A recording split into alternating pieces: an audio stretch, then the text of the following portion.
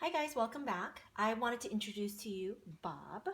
Bob and his family live at my studio, and we have Big Bob, medium-sized Bob, and a couple of little Bobs.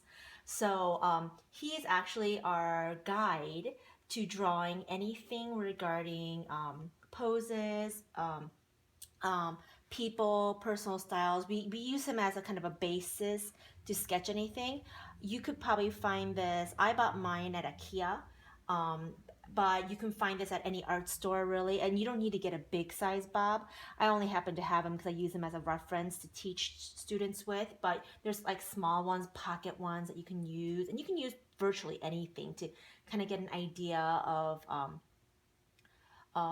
like a human posture, but literally this is does not, look how tall this person is. Like the legs are like the height of the whole rest of the body, and I'm very short and I have something called shortari, which means I have really short legs. So my legs would be this tall compared to the rest of my body. But anyways, today we're gonna talk about how to draw Bob. And then our next show would be drawing Bob in a different way, maybe using a stuffed animal as a reference or anything that you kind of have laying around the house.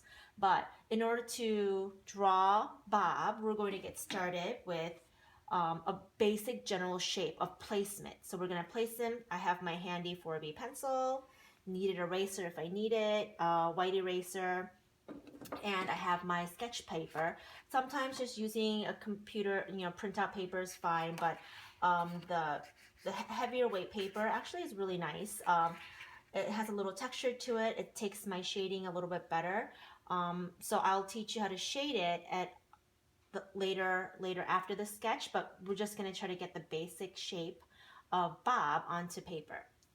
So first, I would like to place him in a rectangle so that I kind of know that I'm going to start off. I'm going to place him about here. I don't want to go off the page and be like, oh, I don't have enough paper, or freak out or anything. So I'm going to start with this rectangle, which I'm going to place Bob. If you look at this from top to bottom, roughly the center line, which is right here around the hip area. So I'm going to draw my center line, and also I like to just kind of draw across to kind of give myself balance where, he's pretty symmetrical. So we're going to have one arm on either side, but once they start turning, angles, we'll work on that later. But from the halfway point, from here to here, everything needs to fit in this small area. So then we're going to get head, torso, like waist, and kind of like bottom area. So that we have to break this down into another smaller grid. So the small half of that will be right here, and it kind of goes right through the chest. So the chest area is going to be roughly around here. And the head is right here. Then we've got like this waist area, and then the bottom, well, bottom's here, and then the legs are going to go. So it looked kind of like a sausage drawing basically, but we're going to roughly draw just placement, very loose placement. I haven't really even done anything really secured. We're just doing rough images because they kind of look like ovals to me, so I'm going to indicate them with ovals. I'll eventually go back over it and we'll erase parts and pieces I don't like. But one thing that I do want to point out is when you draw these shapes, don't just try to draw the exact shape out. It's very difficult. When I see this, I can actually see a sphere sitting on top of a cylinder. And then those are two shapes that I combine that make that one shape. So even when I'm sketching here, I want to draw my sphere. Takes me a while. And then I'm going to draw the cylinder coming out of it. And then the cylinder meaning that this part is going to be rounded. Because you don't see this line, you're going to go back and erase it. So we have a pretty accurate shape. Neck part here, if I took Bob apart, this neck part joint would be actually a perfect sphere. So then I'm going to actually draw the sphere in. And then we're going to do the same way for here, sphere and a cone. but they kind of overlap each other. And notice like here, you only see part of it. So only see this much of that sphere. And then the cone shape.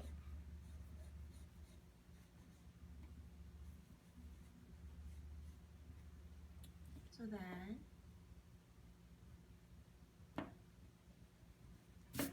then you have the head, the neck that connects, and then the upper body. And then from here, we can do our shoulders. Okay. Here too, this is a sphere, but you only see part of it because it's covered up by the rest of the bottom. And if you're kind of off, you did a rough placement and you're a little off in your grid, that's okay.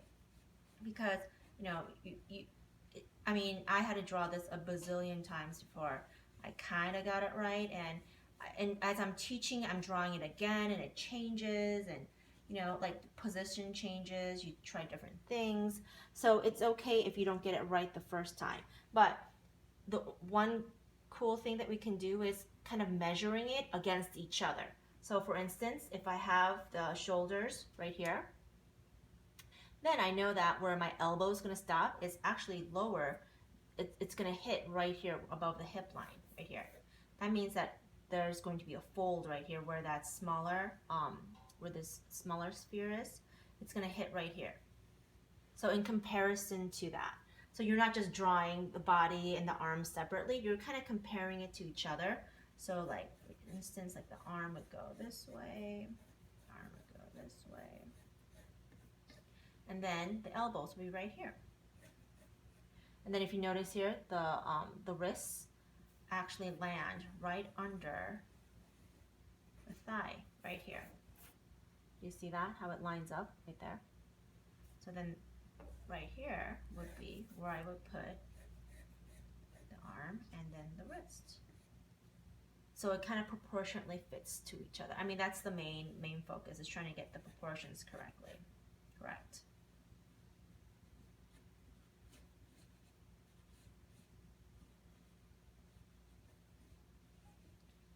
And as we were doing before, the cylinder shape and the sphere, you don't see like the cylinder and then you don't see the sphere going like this. It's actually embedded inside. You just need to push it in just a little bit so part of it gets erased. So you only see the actual, just a small part of it.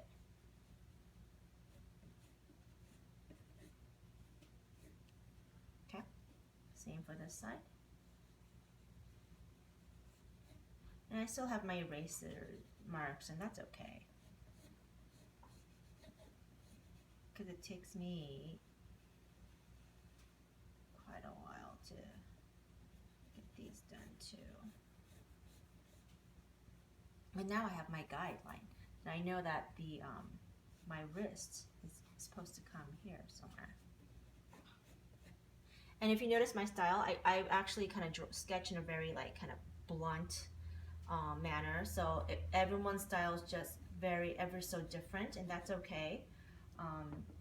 You want to develop your own style and be comfortable with it.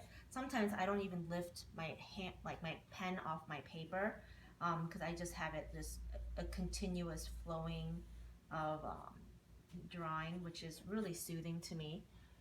So the thigh starts here. And if you notice the upper thigh and the lower thigh is a little bit longer than the upper thigh. And those are details that it will come to you after, you know, looking at it and practicing a little bit more. The first couple times, you know, if you don't see it, that's okay. But eventually, just it's like everything else. Just practice, and if you practice and make mistakes, that's how you learn, and that's how you get better at anything. Oops. Let's go a little longer.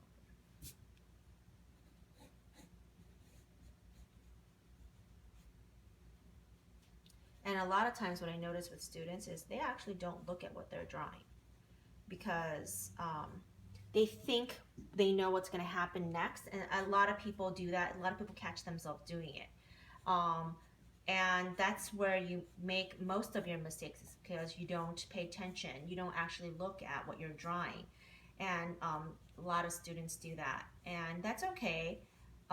We can start off that way, but in order to have more of an accurate sketch, it's always best to actually try to compare yourself step by step.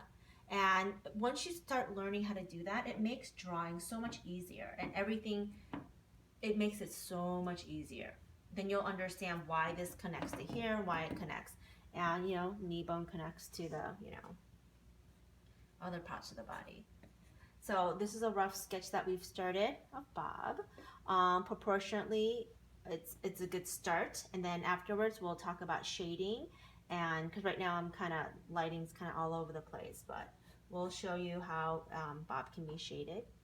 And hopefully this will help you take you to your next level. We're going to just grab a stuffed animal off of my son's bed, and we will place him and try to sketch him, kind of keeping in mind of Bob's proportions. We can have Bob in the background, but we'll have our monkey, and we can break him down into limbs and legs and head and mid-torso and try to place them into a similar thing like a rectangle and see where we go from there.